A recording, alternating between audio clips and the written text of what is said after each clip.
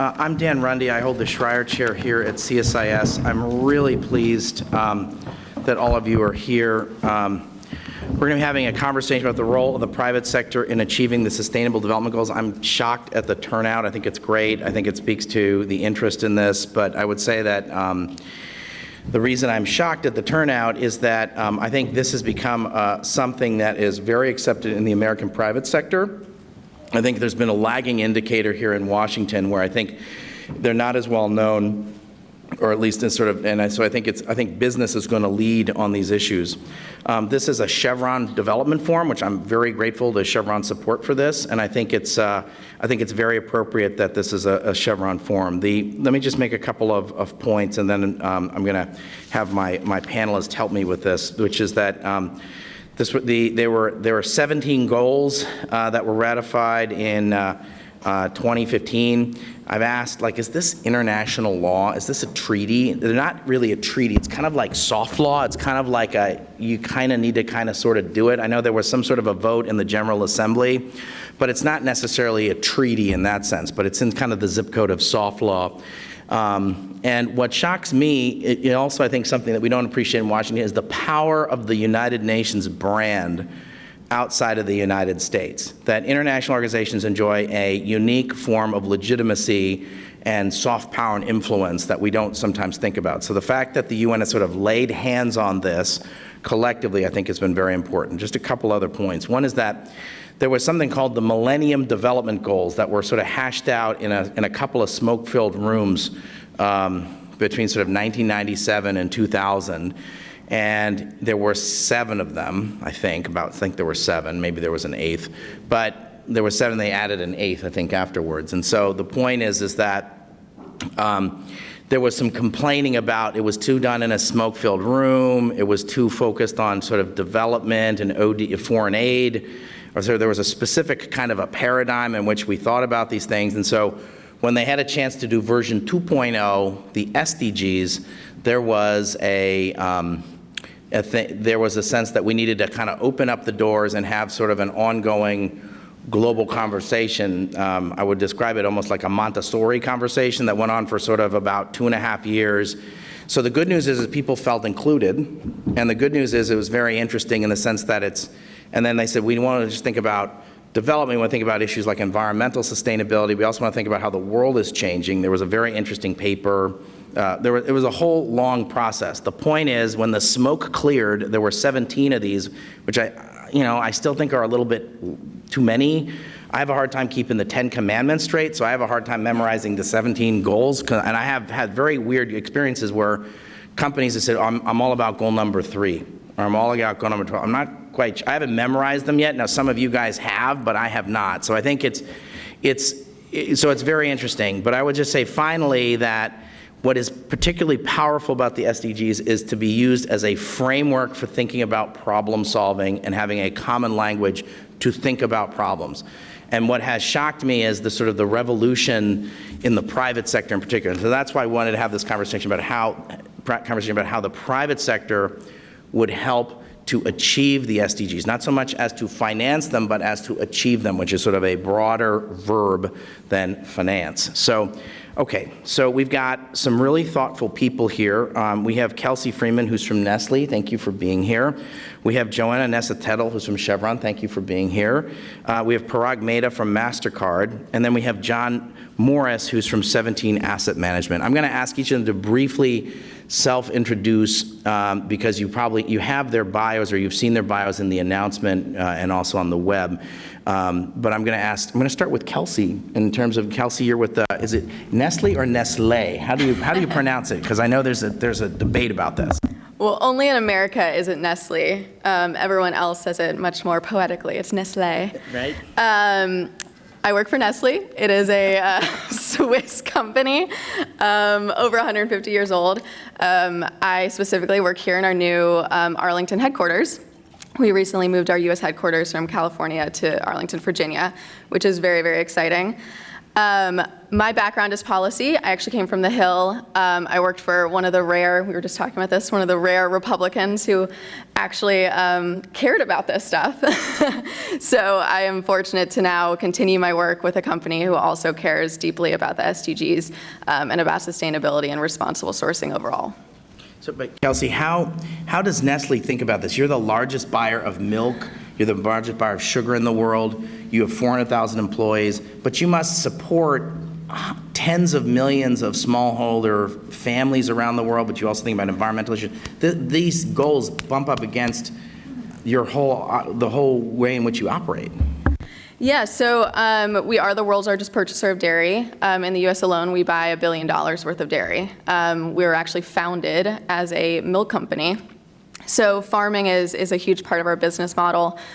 Supply chain is by far where we put the most emphasis. However, we are the end of the supply chain. So the actual work around packaging, the work around nutrition, and what people consume is equally important. It is difficult to balance what we need to do as a company and what consumers and shareholders look for from us. So we were actually just talking about this earlier. You know, an example of this is bottled water. So we are a company who produces bottled water. Consumers hate that it's getting flimsier. They hate that the packaging is getting thinner. I'm one of those people. I don't like it. I like it when it's easy to not knock over. I am also one of those people. I would say all of our retailers are also people that hate it because the packaging falls over, it drives them nuts. But we have a commitment that we announced earlier this year that we are going to be 100% recyclable packaging by 2025. That inherently means that the packaging is getting thinner. It's less packaging, it's less plastic. How do we balance that? How do we meet this goal? How do we do what we have to do as the world's largest food company for the environment and for the world, but also still meet the demands of shareholders and the demands of consumers, because at the end of the day, we still have to sell product. It's a challenge. It's something that we meet every day on and try to find a middle ground. Great. Thank you very much. Joanna, thanks for being here. Chevron has been a great force of good in the world wherever it operates. It takes a long-term view of partnership and also is very committed to development issues in many different ways. So thanks for being here. Thanks for having me. I'm glad to be here. I don't even know really where to start in answering your question because it's a broad question and everything is sort of complex in how we approach things. But I think overall, Chevron started looking at the goals in 2014, 2015, and looking at the fact that this is a unique framework to blend environmental performance with human development. And so we undertook a pretty exhaustive review of every goal, every indicator to try to understand where does a company fit. And it really is, it's a little bit mind-boggling when you look at the fact that ODA is not going to dwarf overall private investment. I'm sorry, ODA? Official Development Assistance, okay. USAID, and other aid agencies. It's not going to dwarf private sector engagement and financing, but overall, as a piece, a USAID funding for a country is much bigger than any company can do. So thinking about what the private sector can do has been an interesting journey. So I think Chevron looked at identifying some core goals to think about over the first couple of years. This was a really great opportunity to think about the role that the company's core business of providing affordable, reliable energy in a way that protects people and the environment is really a contributor to long-term economic growth and development. And thinking about how do you do that within the context of these goals and beyond your market-based business. So that really started us thinking on that front, but also looking at health, looking at Goal 16, rule of law, and really, I think, starting from the end at partnerships, and partnerships are embedded in everything that Chevron's done on every front. So really thinking about how partnerships are a mechanism for achieving any of these goals. We've been through a journey. We're kind of reassessing now. If you look, I'll just show, if you want to look at our corporate responsibility report online, it gives an outline where we've kind of expanded a look at the goals, both environmental and development goals, and given some examples, and are thinking now about where do we go next? How do we do this? How do we think about our social investment and corporate responsibility activities in a different way that's sort of refreshed and modernized based on the current conversation and opportunities around different approaches that beyond just social investments, but policy dialogues, advocacy, and other types of engagement. So it's a real thought journey, which is more than a brief introduction, but that's sort of a placeholder for where we are. Okay, great, thank you. Parag, you're with MasterCard. Thanks for being here. Tell us a little bit about how MasterCard thinks about the issue of the SDGs. Yeah, thank you for inviting me, Dan, and good afternoon. I look after the Center for Inclusive Growth. We are the philanthropic hub that lives within MasterCard. We are not a corporate foundation. We are not separate from the company. We are not traditional CSR. We are an initiative for research and data insights and programs that lives within the company because the company has tied its social impact strategy to its business strategy. And the way we think about the SDGs is that business cannot succeed in a failing world. And these 17 SDGs represent failures in our world, and we have a responsibility to address them. And so when we look at them, while there are probably 5 or 6 that we are specifically and uniquely suited to work on, we care about all 17 of them. All 17 are relevant to our business strategy and our long-term growth strategy. Great. Okay, John, thank you for being here. I was so taken that we met a couple weeks ago by telephone. I feel like I've known you for a long time. Could you just spend just a minute telling us about where you come from and what is 17 Asset Management? And I think that'll help explain to the group why I wanted you to be on this panel. Sure. I came from 25 years of amazing enjoyment at Merrill Lynch, which is now Bank of America, and really the philosophy all started with Charlie and Merrill bringing Wall Street to Main Street, and then taken in my time into the modern world of Bill Schreier, the longest-standing chairman since the original one, and the namesake of your chair, having a global vision to bring Wall Street to the world, and he accomplished that. The excitement that as soon as the SDGs were announced in 2015, to see a framework that could be used for global product development, investment, solving problems. The greatest companies in America now are coming, or the fastest growing ones are often coming out of the West Coast with a concept called design thinking, in which they look at the problem first and they design the solution around the product in a multi-stakeholder discussion, prototyping and getting user interface to actually make sure that that problem is sustainable with its clients for the long run. The SDGs is a set of problems to develop designs to solve the problems of the earth, which, as we know from business people, problems are opportunities. And so to create some of the greatest investments. So we see that translating to a framework of investments with blended finance approach, bringing different types of capital together, development and commercial capital, with a design thinking approach. And that was the impetus for starting 17 Asset Management, an asset management firm that is focused entirely on looking at financial solutions around the SDGs. We hope just to be a catalyst. We hope that there are many other financial intermediaries behind us, and we hope also to be right next to some of the big firms that are really embracing the SDGs. But I'd just like to, as a kickoff, leave everyone with a thought that the Sustainable Development Goals are worth your time to dig into, to understand what they really mean. They're not just a big set of problems on the wall. They are a language that development people, students, finance people, innovators can all work together to create some of the next stage of the capital markets, which maybe we could call the impact economy. But there is a next stage of the capital markets out there, and I think the SDGs have an awful lot to do with them. Okay, so When we think about the Millennium Development Goals, I think the paradigm was how do we finance them with grant money and official development assistance or foreign aid.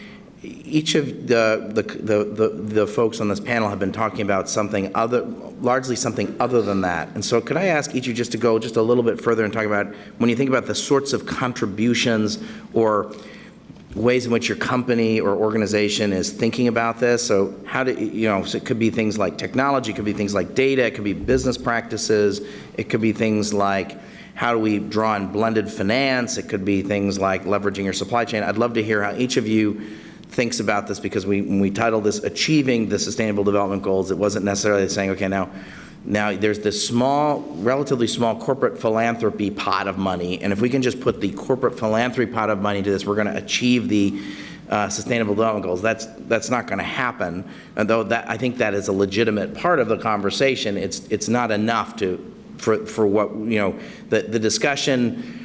There's sort of three tablets in the UN system. There's sort of like, there's the three pillars. There's the Sustainable Development Goals, which were enshrined in 2015. There was the Paris, Accra, Busan Global Partnership. It's also kind of a lot of words, but basically it's how do we work collectively as developed and developing countries. And then there was the Addis Ababa Financing for Development process, which is also, so there's sort of how do we fund this stuff, what's the problems, and how do we work together? And so I think all these have evolved, and so how are companies working around this would be interesting. So Kelsey, let me start with you.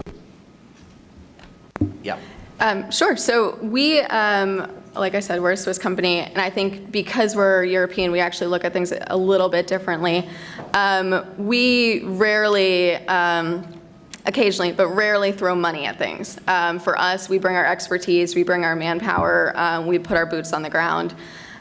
So an example of this is we were actually at the table during the development of the SDGs. We were a part of the conversation. They are an inherent part of our business model. So we call it creating shared value at Nestle. Creating shared value means not only creating value for our shareholders, but for society as a whole. So the society includes consumers, our employees, the communities in which we operate in, and obviously the earth.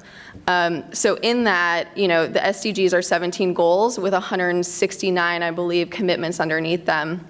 We follow the exact same framework, so we actually, just smaller scale, we have 3 goals that we work towards, and 41 commitments underneath them. And they're modeled exactly as the SDG goals are. So those 3 are to help, I would say our 3 commitments right now are to help 50 million children lead healthier lives.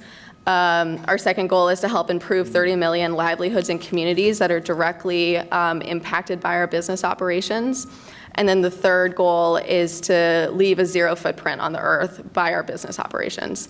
So in that, we have 41 goals underneath that, which is a challenge, and definitely something that we're always looking at. How do we find the business case for, but also how do we put our part in and do what we have to do as the world's largest food company and having a large impact on the earth. So like I said before, we bring our expertise in a lot more than we do when we bring in money. An example of this is we have the FIT study, which is the Feeding Infants and Toddlers study. It's released every 5 years. It was actually just released last week. We give that to USDA every year. USDA does not have the resources internally to do feeding studies. So we give it to them, and they model their WIC program after our research and others. Sorry, what's WIC? WIC, the Women, Infant, and Children. So I know what it is, yes. But for our television audience, yes, right? Yes. So the WIC program, the SNAP program, food stamps, use our data and our research to help them because government doesn't have the same resources we do. On the other end, we also have an entire arm of our Nestle Research Center, which is based in Switzerland, that is dedicated to looking directly at nutrition's role on Alzheimer's. So we bring in the research rather than throwing, necessarily money at situations, mostly because food companies don't have huge profit margins. So instead, we have the internal PhDs, we have the labs, we have the RDs, registered dietitians. We can give those people out to the resources rather than money. This is great. Thank you very much. Joanna, talk about how Chevron thinks about how its contribution in terms of the ways in which it makes a contribution. Yeah, I think it's a great question, and right now is a good time to be thinking about it. I think Chevron's really invested a lot of financial resources into activities in communities around the world. It's been important to have a fairly good footprint to support those communities and be a positive presence. But as we look at these global goals, there is just no one entity that has enough money for all of them. It's just not possible. So it's been kind of interesting to really think more broadly and strategically about what are the other contributions you make beyond financial contributions. And as we've thought about that, in most of the cases with even the large social investments, the real benefit for everybody, including the company, comes from those partnerships, the discussions, the dialogues, the joint decision-making, and then the long-term internal capacity that it builds within a country or community. We're also looking at just a new set of tools and opportunities. Where does advocacy play a role, or policy on energy? Energy is so big, the demands are so large that no one can do it all. And we're looking at how do we spark a more sophisticated dialogue about the role of energy in development? How do we help support some of our local communities in terms of access or other approaches?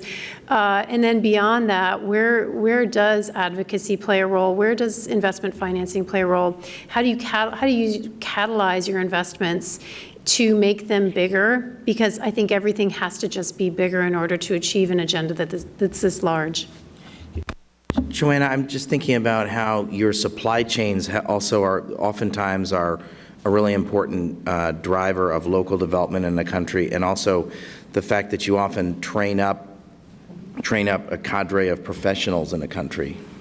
Yeah, I mean, local employment and economic development always comes back to your business operations. And so I brought some stats. Let's see. So the workforce, depending on the country, most of the workforce is 80 to 90% at least domestic. So in Kazakhstan, we have 80% Kazakh employment. Angola, we've got 85%.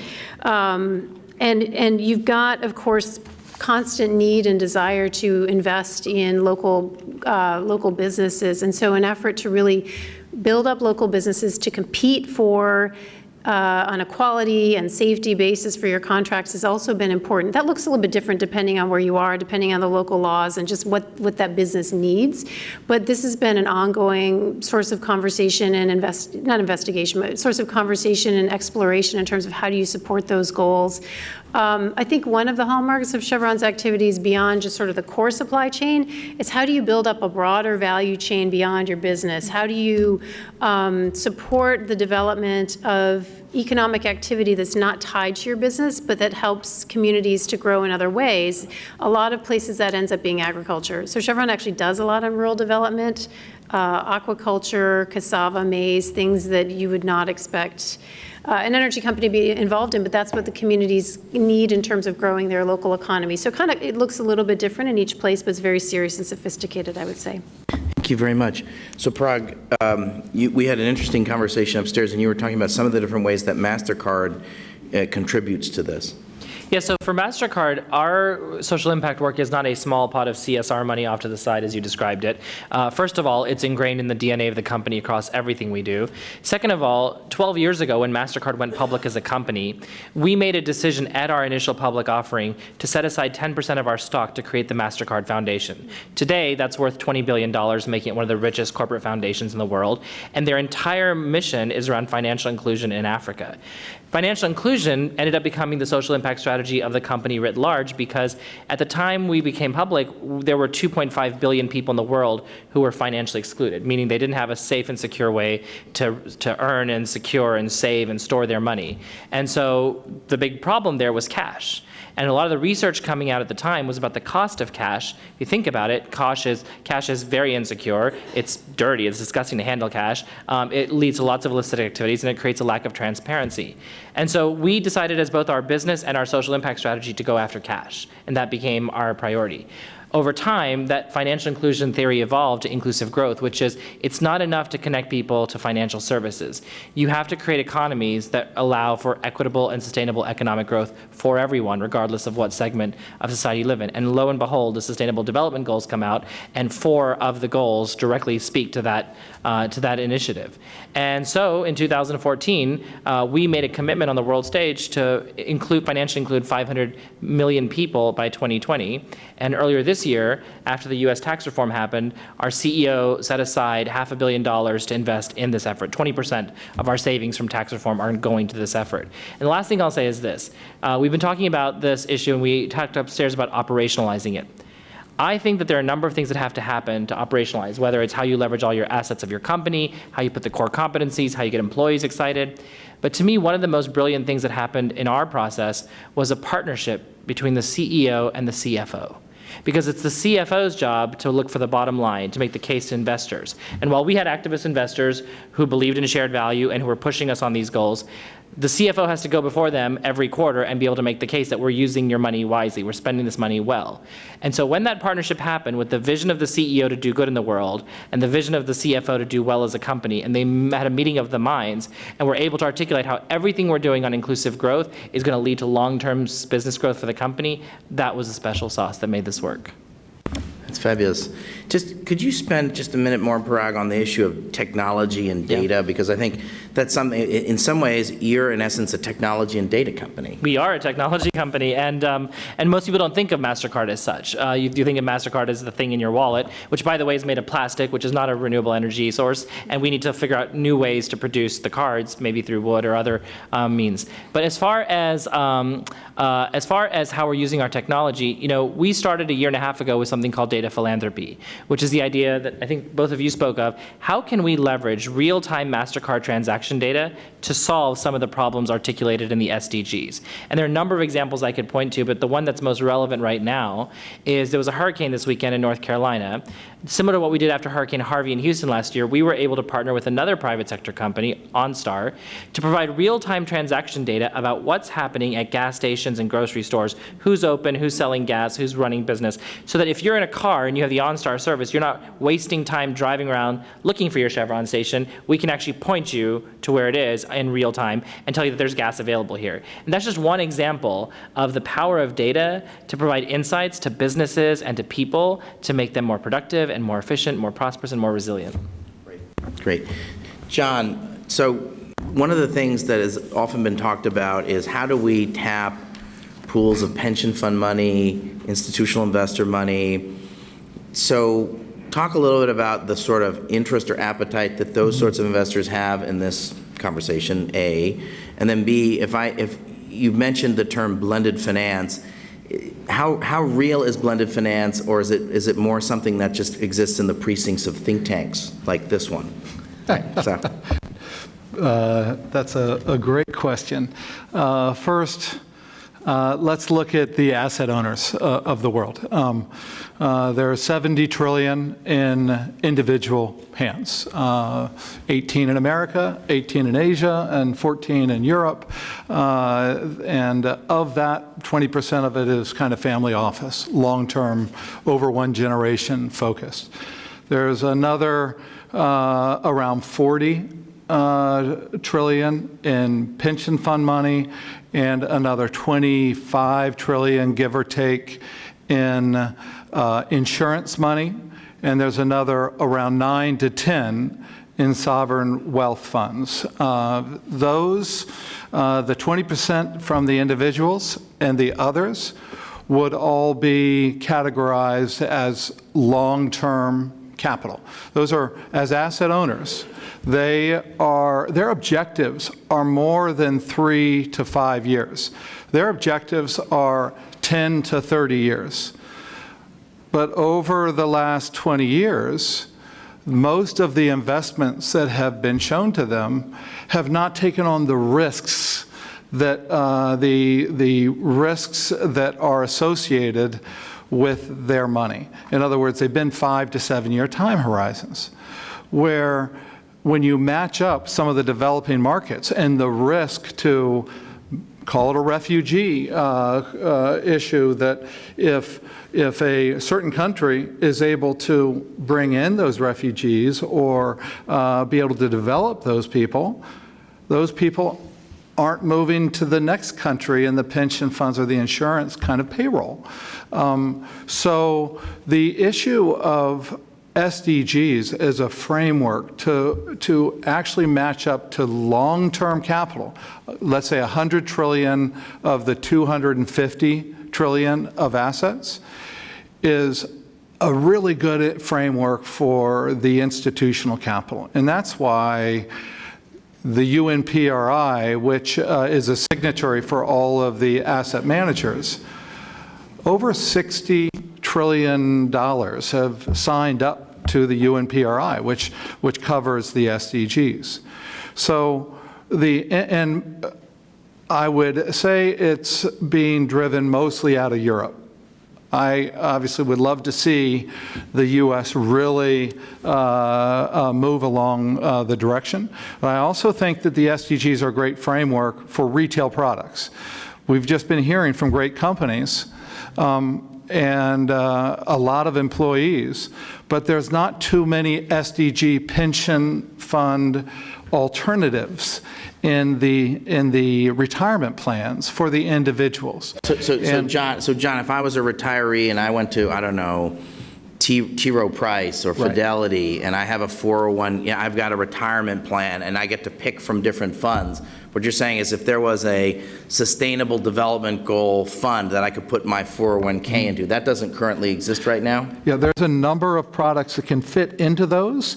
There's going to be a gender lens, there's going to be a water focus, but there's the community hasn't created an investment framework to allow advisors or product platforms to help drive that approach. And that's in front of us. That's all occurring, and some things are going to be announced by UNDP and this next week are going to actually help more with creating some of that investment framework. So blended finance. Okay, blended finance. So we just talked about the front end. And tell about how much you like our report. I'm very interested to make sure you say that. There have been three major, well, we just talked about the front end, the distribution, the investment owner, whether it's the pension fund, the individual, and how to interface with them in the SDGs. The back end is called, in finance, the origination side of the business, the back side of the supply chain. That's where products are created. And there's a new process that has come out of the development world, starting in the public-private partnerships, has been adopted terminology of blended finance. A lot of that has stayed in the development world, but the real opportunity is to blend the development world's money and government money, which is a very small percentage of the world cap table of 250 trillion. It's like 10 trillion. So it's not going to solve the problems. Use that as first loss, guarantee as catalytic capital to de-risk the pension funds and others to come into a country that it may not have done before. Blended finance is a gigantic opportunity for the investment banking side of the world. There's been 2 or 3 major reports that have been written. One last year, the World Economic Forum with Convergence and Tideline that was launched, and that was a 160-page great report. OECD has put in a great report together, and the UN has put a great report. But Dan Runde has written a very concise, user-friendly, because obviously I love all this stuff. I've read them all. I thought your report was the best, and that's why I'm here, because I stalked him because I wanted to tell him what a great report it was.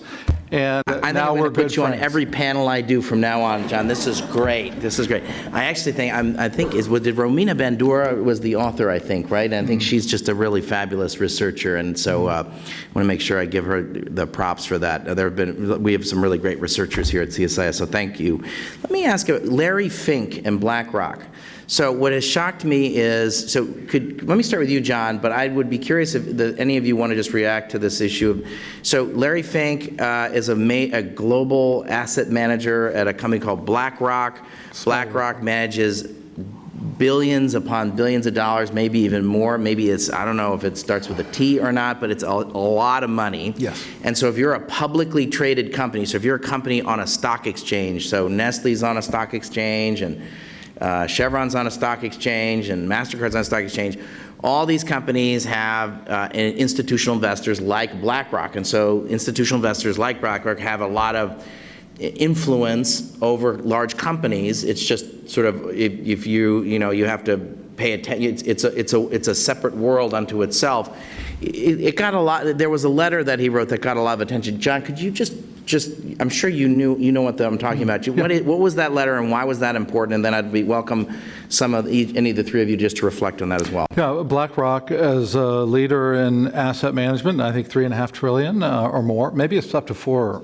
Coming close. Can we to agree 5. that's a lot of money, right? Can we agree on that's a lot of money? Yeah, that is a lot of money. It's probably one of the largest asset managers in the world. It's number one. Okay, so yep. And so in his annual report letter to shareholders, he wrote a very clear statement, not particularly about, I don't think it was particular to the SDGs, but it was about the focus of purpose and protecting the resources of the planet, and that the focus that they would take would be very much in line with that. I don't know the actual words, but there's another couple. I'll take I think it got everyone to stand up really straight. They sort of there was like a series of articles about it generating an enormous amount of press. The issue is he has written that letter and said similar things years in the past. And I think this is what's really interesting, is that this year, everyone talked about it. The point is it the asset managers, or is it the people in the room? Is it the consumers? Is it the women and millennials? Is it the product developers that know that the consumer of the future is more driven by purpose and more accountability in what the underlying investments? Is this the time in which we are really kicking off a new impact economy that takes in all of these things? And that's what I think we have. Some of it's potentially a demographic shift too. So I'd welcome the panelists to react to the Larry Fink letter. So I agree. It wasn't new information. Not only it was not new from Larry, we had been hearing this for years, particularly from our employees. As we were recruiting on college campuses and at MBA programs, one of the first questions that these recruits would ask us is, well, what is your social impact strategy? What do you stand for? What is the good you do in the world?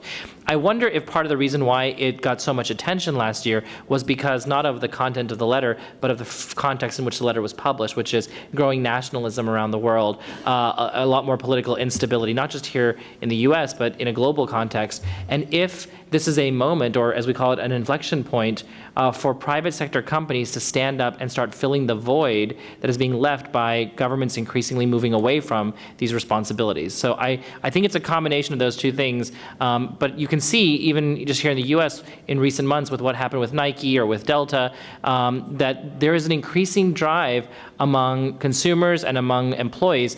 I want to work for a company that stands for something. So what do you stand for?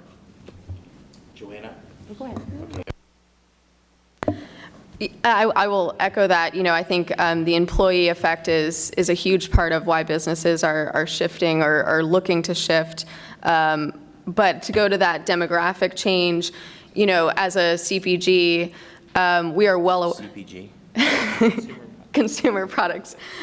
We are a consumer product goods company. We make the end products that you buy.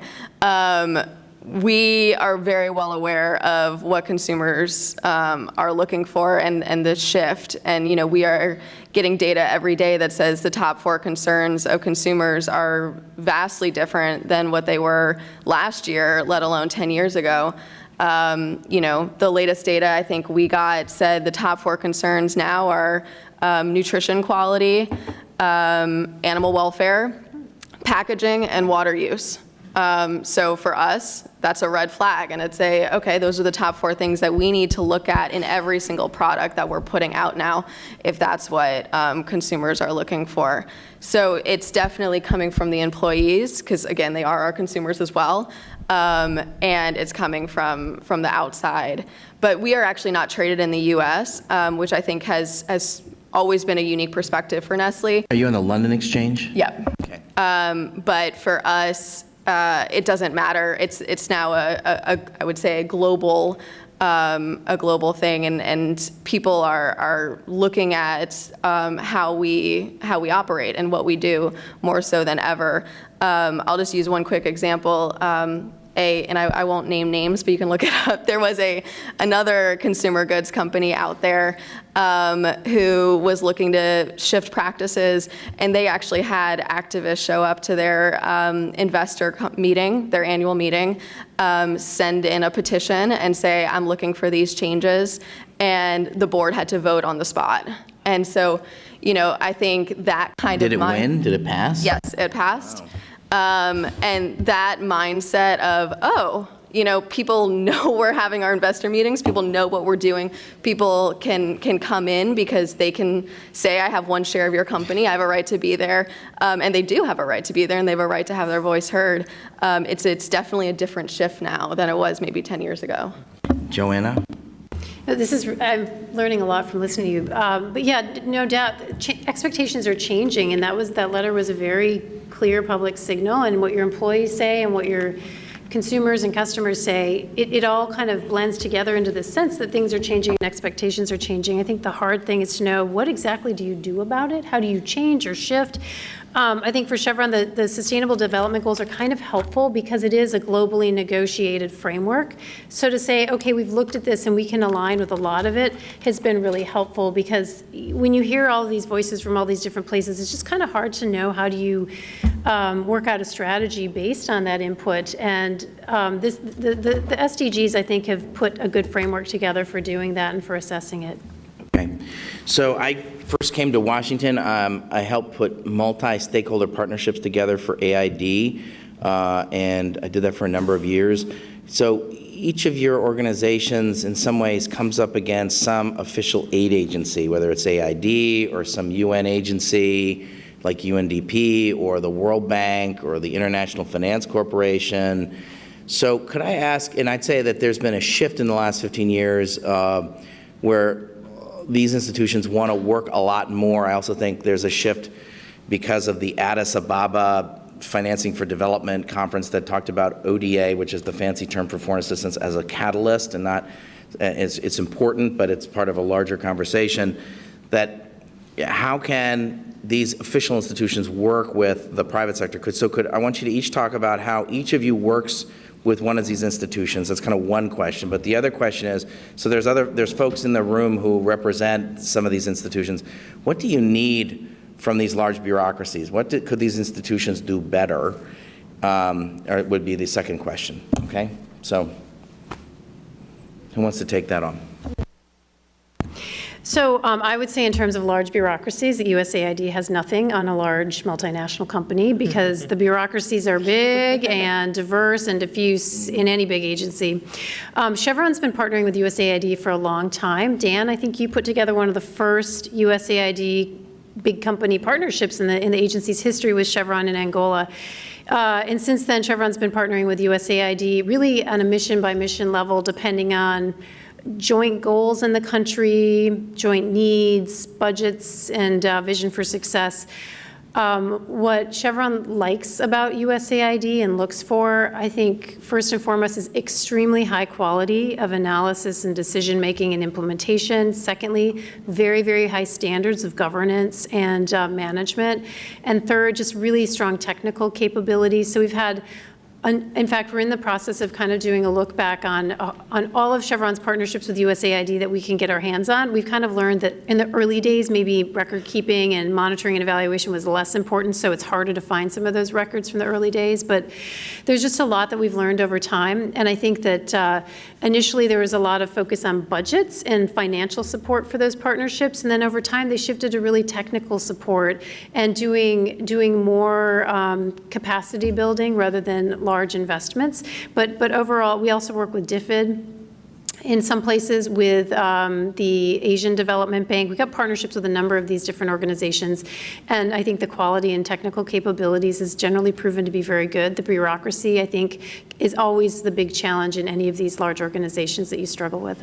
So do they look at you only as a wallet? Is that one of the challenges? Because I think sometimes when I talk to companies, some companies say, look, just don't look at me as a wallet, look at me as a data company or my supply chain or my folks. So could you just talk a little bit about if someone was sitting here from AID or some of the other agencies, what could they be doing potentially better? So Sarah is sitting here from USAID. So I think they're planning. I think You're this is welcome, public. Sarah. They're planning to release a private sector engagement strategy this fall, which I think is a really big signal, and it's just sort of a statement that that the private sector matters, and I think that is a big thing to do. I think in terms of are you a wallet or not? In Chevron's case, because most of our partnerships happen organically at the mission level, that hasn't really happened as much. My interpretation is that maybe if you've got like a global partnership and you're talking headquarters to headquarters, then you end up with a little bit more of a sort of dollars and cents conversation rather than a programmatic conversation, but you guys can confirm that.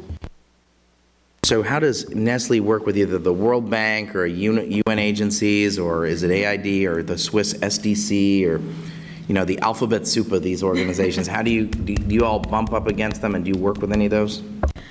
Yeah, I would say, we work with all of them in different ways. Similar to Joanna, I would say it's project or area-based. I would say we rarely do a multinational project. We look to these groups as experts in the area, experts in the issue. So for instance, if we're looking at a human rights issue and we want to really tackle it and have people on the ground helping us, we look to these groups because we don't pretend to be experts in that area. And we have them, work with us, help us. Another example is we just announced this week, we're actually starting to monitor palm oil plantations via satellite to really check on deforestation, check on labor issues. That's something we obviously are not doing alone. We are not a satellite company.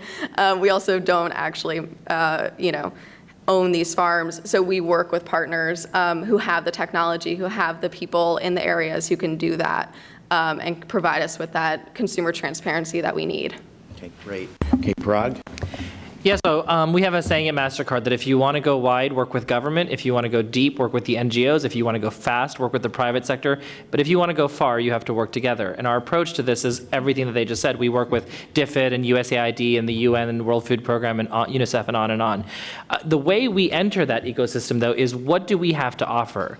And behind all of our partnerships, there's some kind of payment solution, some kind of technology solution, some kind of data opportunity that we have to offer. And one good example is the work we're doing with the UN High Commissioner on Refugees and USAID around refugee communities. We think of these people who are displaced from their homes as being helpless and vulnerable, but the reality is that many of them are trained professionals in their field, and they have a lot to contribute, and the number one thing they tell us they want, they didn't get to choose the day they left, they didn't get to choose where they got sent, they didn't get to choose what tent they live in, but when you hand them a voucher for a refugee that's funded by one of the governments of the world that's generous in donating, and it's not a cash voucher, it's a prepaid card that they can then go and use to walk outside the camp and buy fresh fruits and vegetables, buy things that their family needs. That's when you restore dignity and choice to the person. And the other big saying we have is don't come up with poor solutions for poor people. And so what we try to do in our interventions, especially in the developing world,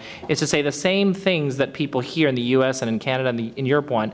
Those are the same quality of products and services and convenience that a refugee or a low-income entrepreneur, they want as well. And so that's how we partner with these development agencies and multilaterals. Thank you.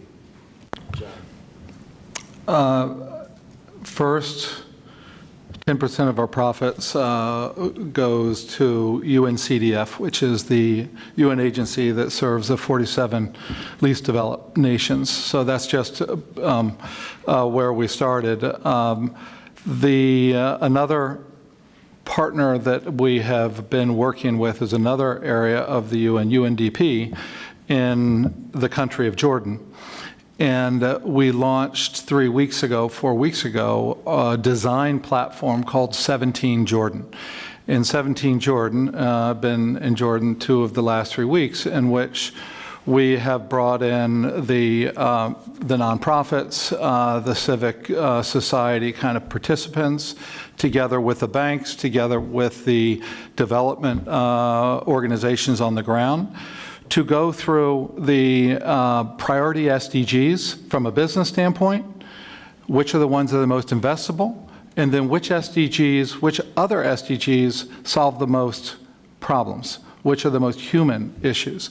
And then we've gone through a discussion of which companies from the outside could help in some of the industries that are the priority business ones.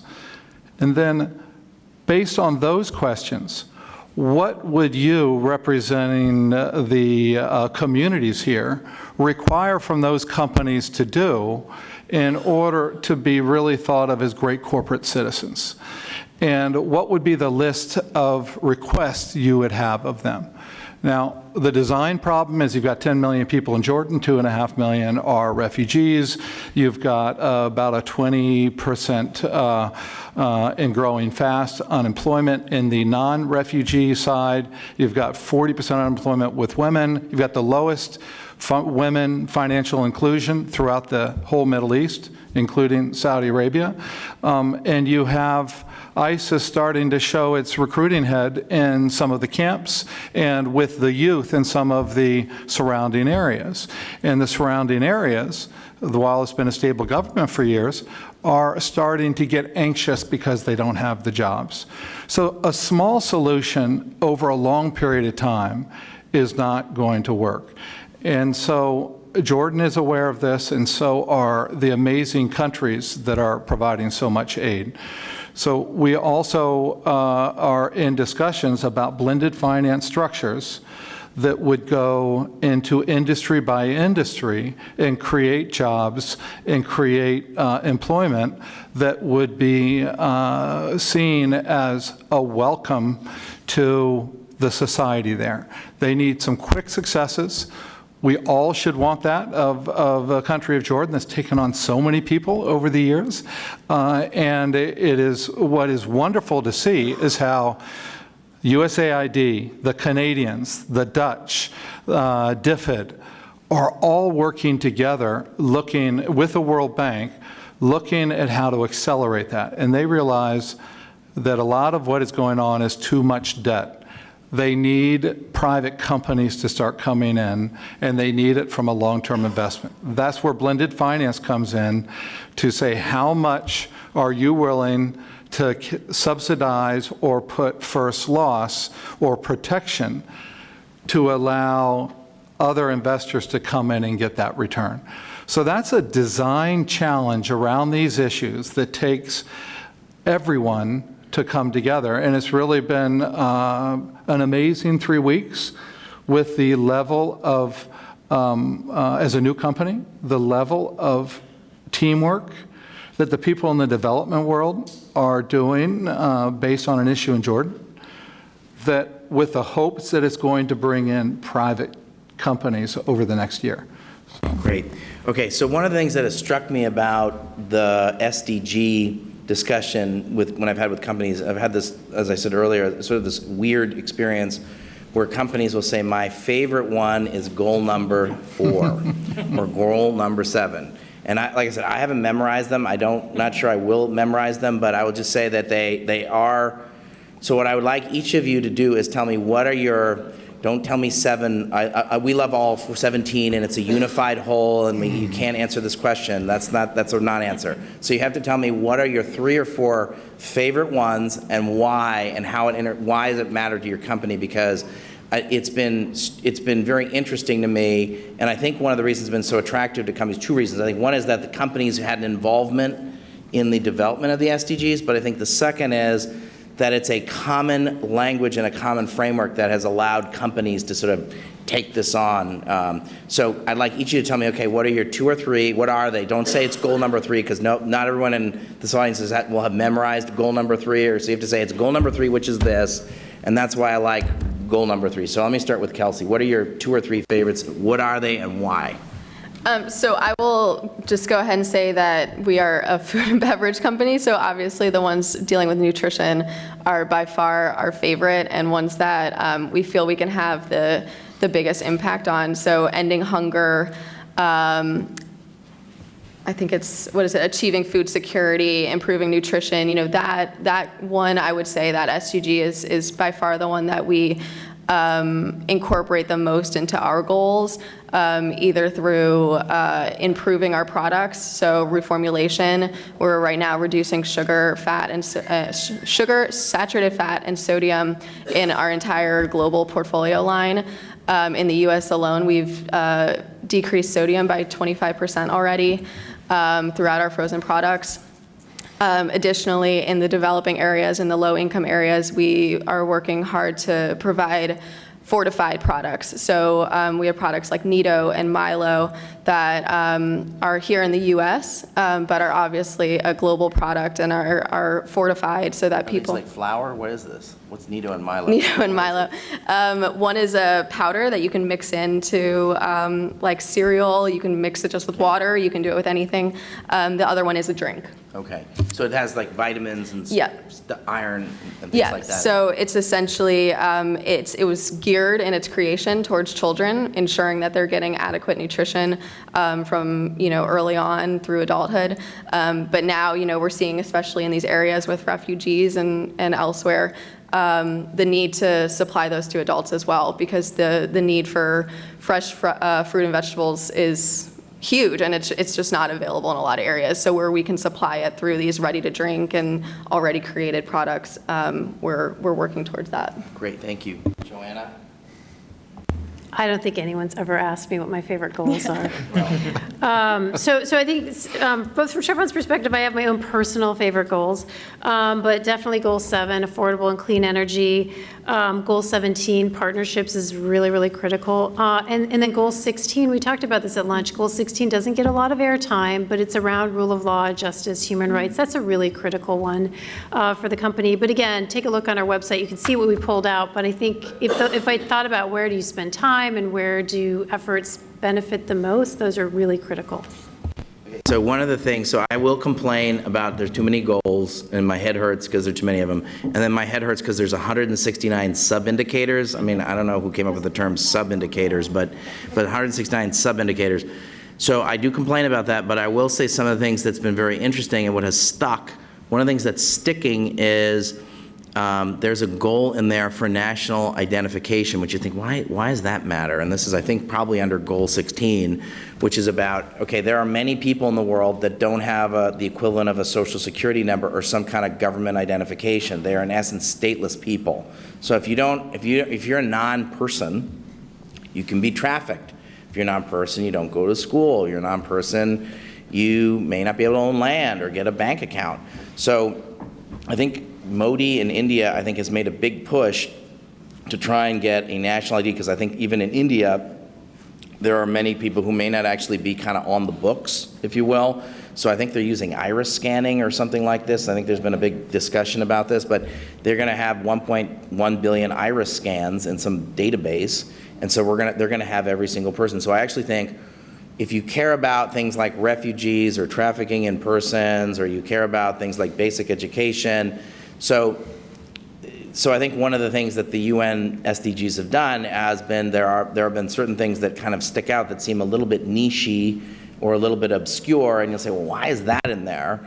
That make it very interesting. So I think that it's really interesting. I'm glad you raised goal 16. Let me tell you, my goal 16 story was that Richard Parr, who was the quarterback for the Brits on the SDGs for, I think it was either Gordon Brown or Tony Blair. I think maybe it was, or no, actually it wasn't. It was maybe was it Cameron? Anyways, there, I like them all. I'm an Anglophile, but he was the advisor on development in number 10 Downing Street to one of the prime ministers, and so their big push, and it must have been, maybe it was Cameron, and there was sort of 4 big support kind of promoters of in the run-up to the SDGs. They had kind of representative, they had sort of this high personages commission, and so he was the plus one.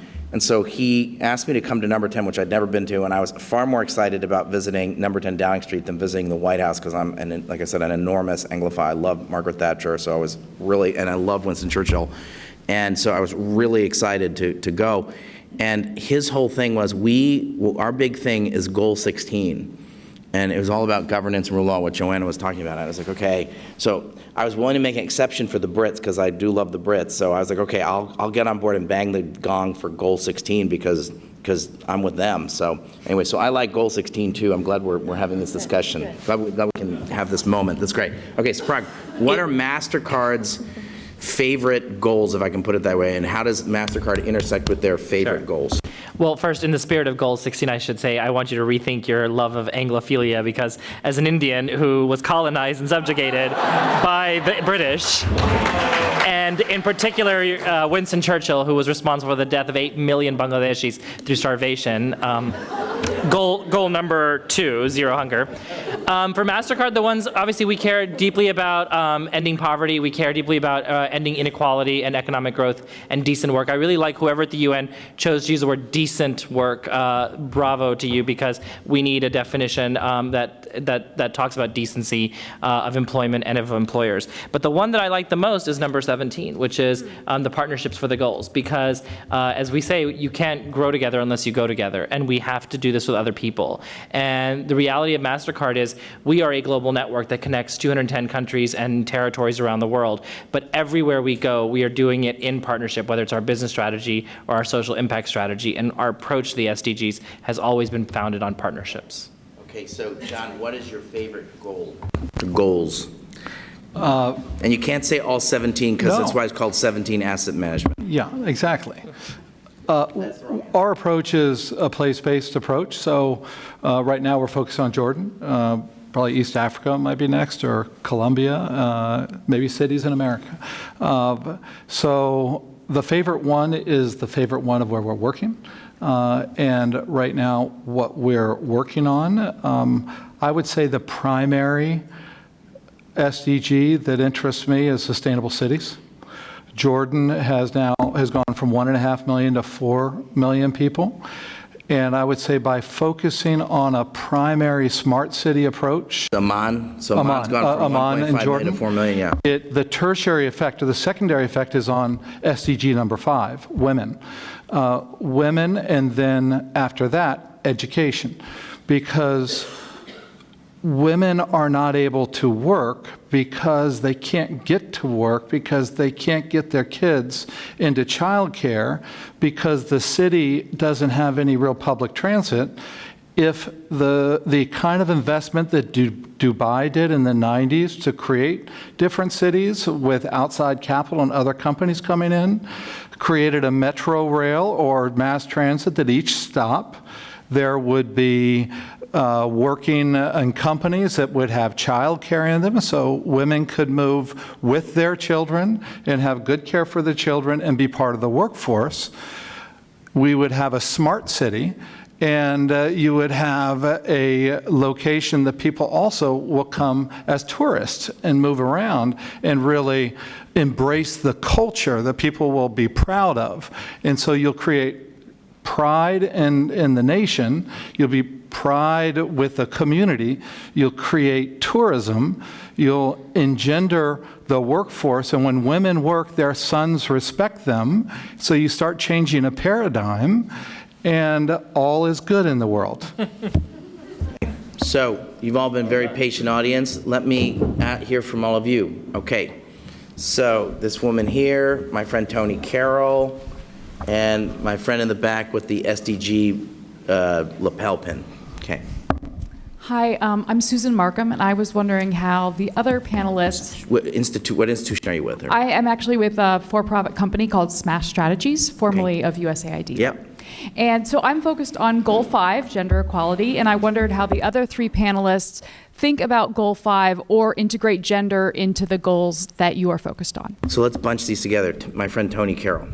Probably don't need this, but I'll take it. Tony Carroll, Manchester Trade, and I'm an adjunct professor at Johns Hopkins SAIS.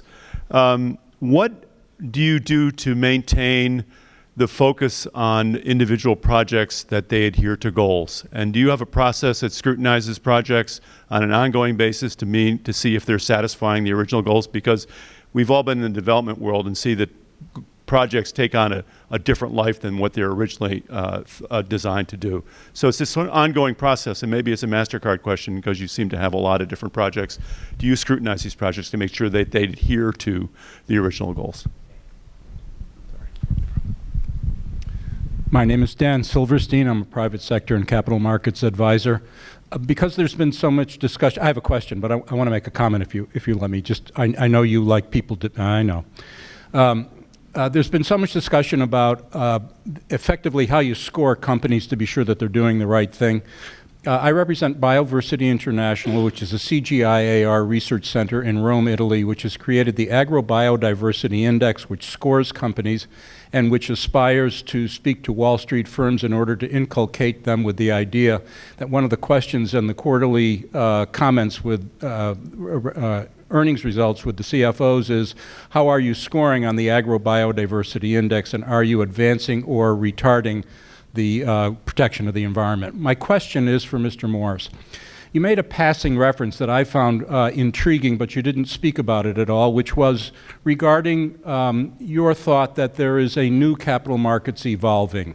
So essentially my question is, would you expand on that? But underlying the question is my concern that anytime we talk about blended finance and the kinds of projects that have been discussed here, it tends to overlook the fact that capital always flows downhill, searching for the lowest unit cost of production and, in fact, the lowest cost of formation.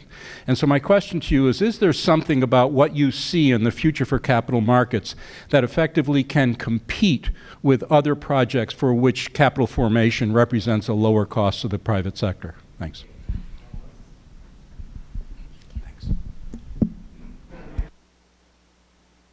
Anyone can respond to whatever you want to pick up on. Thank you, Dan. The evolving impact economy, and this is a terminology that I haven't made up myself, but it is not a widely held terminology, is coming more from the consumer and coming more from the end users. If you were to take, let's say, the capital markets, we went from agrarian first to industrial second to a corporate third. I would say the last one we've been in is an information economy. And I think we're going into an impact economy where people want authentic returns and they want accountability. And so the standard measurement of Bloomberg's and Thomson Reuters, they'll be really important, but so will proof of impact with picturing something on the ground that someone actually got the mosquito netting that is fighting malaria versus being in the cargo hold. The blockchain will also democratize a lot of this. So that's all happening. That's like where SWIFT was, what SWIFT did to financial services 20 years ago. There's a new highway. It's not something to go out and get all excited about. It's just change. And what it's going to do is put more hands in the consumer.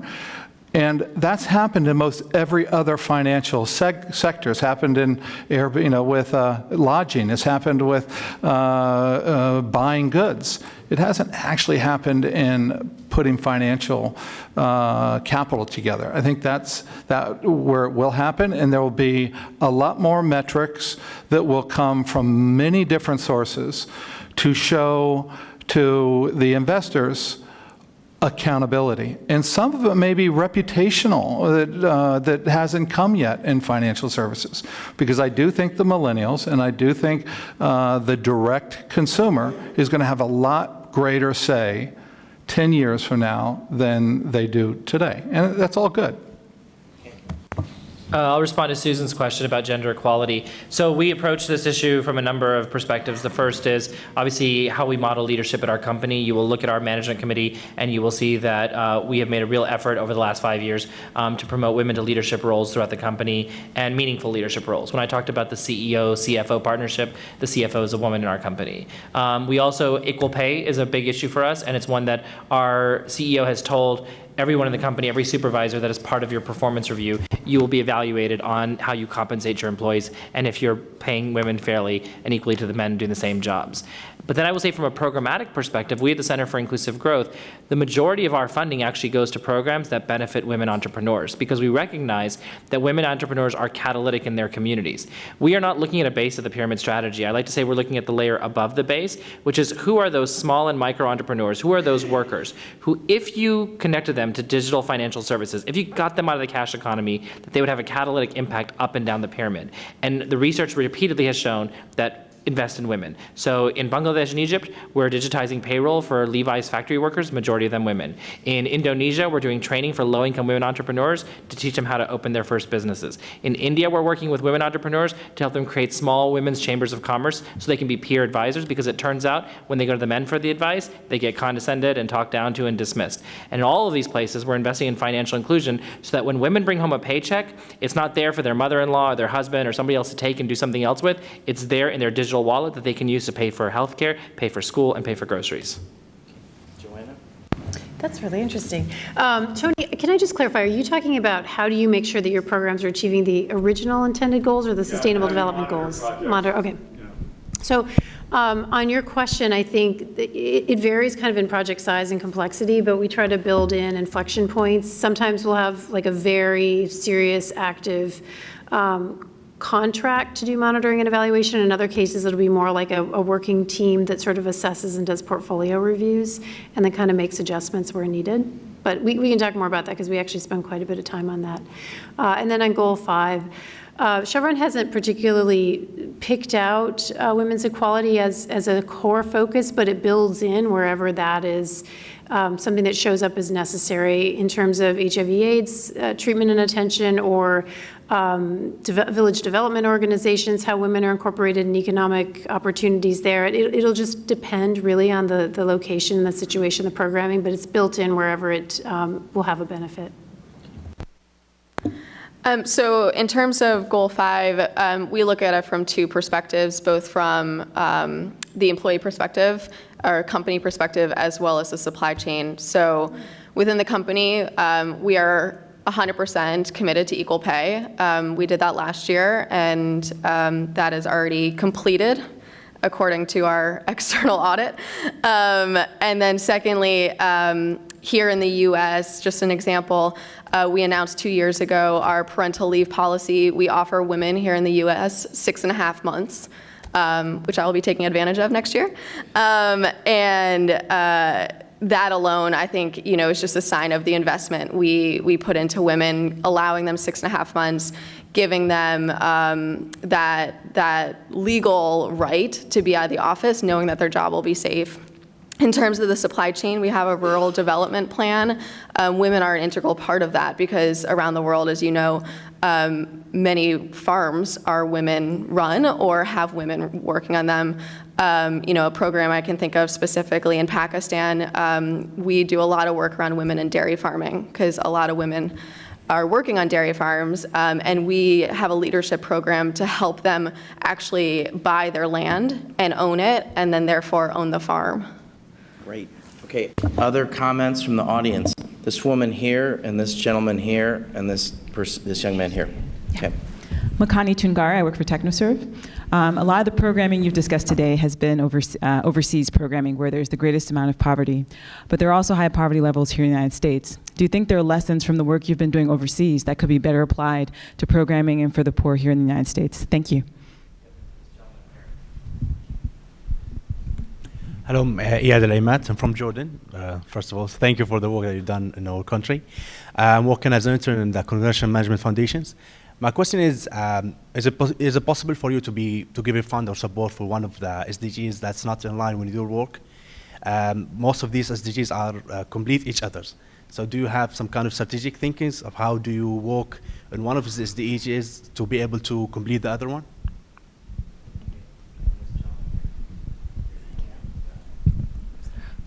Hi, my name is Nick Pibble. I'm a student at Claremont McKenna College. I was wondering what type of avenues or paths are in place from a supply chain production standpoint for using foreign direct investment to incentivize and promote sustainability within factories and farms. Okay. Kelsey, why don't I start with you, and we'll just go down the panel. So regarding our investment in the U.S., the U.S. is the largest market for Nestle. It actually accounts for roughly about 25 to 30% of our global sales. So our investment in the U.S. is quite large. Here, I would say around, I already mentioned the micronutrient fortification of our products, but also a lot of it is around nutrition knowledge and education around nutrition. So we have partnerships with YMCA, with Boys and Girls Club, really getting on the ground in the cities, in the towns, helping educate from that young age, rather than starting at adulthood, getting them started early on. Additionally, I would say our largest partnership is with Feeding America. Food waste is a top concern of the company. We are the world's largest food company, so we believe we should have a very large impact on food waste. And the more that's wasted, the less that's going to areas that need it. So we have a big partnership with Feeding America, where we take products that are 10 days away from expiration date, 2 weeks away from expiration date. They take them and bring them to food banks for use. Good. Okay, Joanna? Just on the strategic integration of the goals, I think it kind of depends a little bit on what programming is underway, but really, I think Chevron takes a really comprehensive approach to its footprint in a country or community in terms of environmental impact, engaging with people, employment, supply chain, and tries to look at how they all fit together. So I think that strategic integration kind of happens. It isn't necessarily completely done on behalf or for the sake of the goals, but it is pretty robust.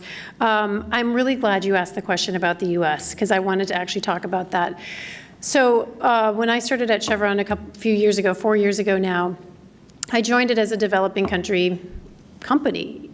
That's what I thought it was. And over time, the U.S. has become so dominant in energy production that Chevron's portfolio looks very different today. Australia is a massive producer. The U.S. is just incredibly large and important. Kazakhstan, rising middle income country, is the dominant producer for Chevron. So this approach to how you think about the U.S. in particular has made us stop and think. So the first thing I would say is that having international operations and doing things well and being consistent and persistent about quality and attention to detail and to impact matters across the world, because when it is time for all of a sudden the U.S. to become a really positive investment destination, you've established good practices and a good workforce to come to the U.S. Chevron's investment in the U.S. in 2018 will be something around $8 billion, and over 3 years, $25 billion. West Texas is really the dominant growing area for Chevron, and what happens is you show up and there are these sort of more rural areas, smaller towns that don't necessarily have hospital infrastructure, education infrastructure, or daycare, things like that. So Chevron's looked at some of our footprint in different places in the U.S. and said, okay, we need to take this partnership approach. We need to sit down with the community. We need to figure out what does our footprint look like here. In West Texas, so what does our footprint combined with all the other companies that are operating here look like? And then how do we make sure that we're really contributing positively, not overwhelming this small community that all of a sudden is having a boom? So that's a critical part of what we're looking at now, that a lot of the activities and the same practices and goals that we've had internationally are becoming very applicable and active in the U.S. as well. I'll also answer your question about the U.S. because we are partnering with TechnoServe to provide training for an intervention we're doing in Kenya, where we're helping shopkeepers use a credit-based tool to purchase more supply from Unilever. And so this is a MasterCard Unilever business-to-business partnership, but where we come in as a philanthropic entity is we provide the training and we pay you all to do it. I'm not sure how much the learnings from there are going to apply here, but I do think there's a lot to learn from what we do in the U.S. that will apply elsewhere. And in particular in the U.S., the area where we've been focused, because we actually went out and asked people across this country, what are the big economic challenges that are keeping you up at night? And the number one thing we learned is that the nature of work is changing. And because the nature of work is changing and because people are increasingly moving to gig work or independent contract work, it's created an instability or volatility in income.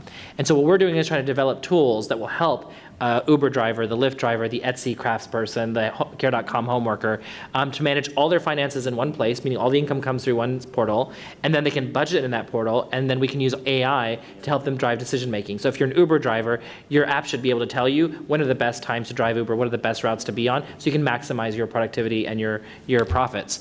I think the learnings from that program will ultimately have big benefits in the developing world as their nature of work also will change.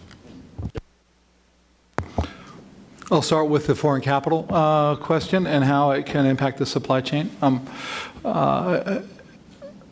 If you took a stack of capital into a situation that you were trying to put investment that maybe investment wouldn't otherwise go into in a particular country, let's say first the host government puts some money into it, call it 10%, and then the local investors and the banks have some money at the table. The development community puts in 20 or 30%, which would potentially be first loss or insurance or guarantees to allow other investors to come in from outside. Now, the outside passive investment of pension funds and insurance is only going to be looking at their returns. What's going to be the difference between that first loss and local capital and regional capital and the long-term investment capital is an operator, is a very capable operator that has a brand that could come in and add a lot of value, that will give confidence to the investment money behind them. That operator and the capital have leverage that has not been used so much in countries in the past. Right now, it's the development agencies that are usually providing capital, and there's a certain requirement that the local government achieve some policies. And that's as fast as usually you can get something done. But if Google comes in and creates Media City in country X, Y, or Z, and they're going to hire X number of people and create a whole new content and employment, they probably can speed up the rules that need to be changed for supply chain issues, humanitarian flaws that might be used. So there is another power of private capital that's not being used to influence the softer SDGs of 16, of 5, of 1 and 2, that is another benefit for really focusing on trying to attract private capital into these markets. And then on the impact, the negative side, when it comes to impact investing in SDGs is finally a framework that really helps people bring it all together. There's both positive impact and negative impact that every investment makes. And so whoever is the sponsor has to decide, are you going to take a negative impact as part of the broader kind of blended aspect, and is that just a necessary part of it? And that really comes down to the sponsor and the development of the structure. But it's important to be able to measure it if you're going to be authentic about how those structures are going to be in place, understanding that it could be some climate issues because you're getting behind a certain industry that's creating a whole lot of new employment. Those are the trade-offs, but it's good to have those trade-offs to determine. John, I think we're running out of time. All right, let's stop it there. Please join me in thanking the panel.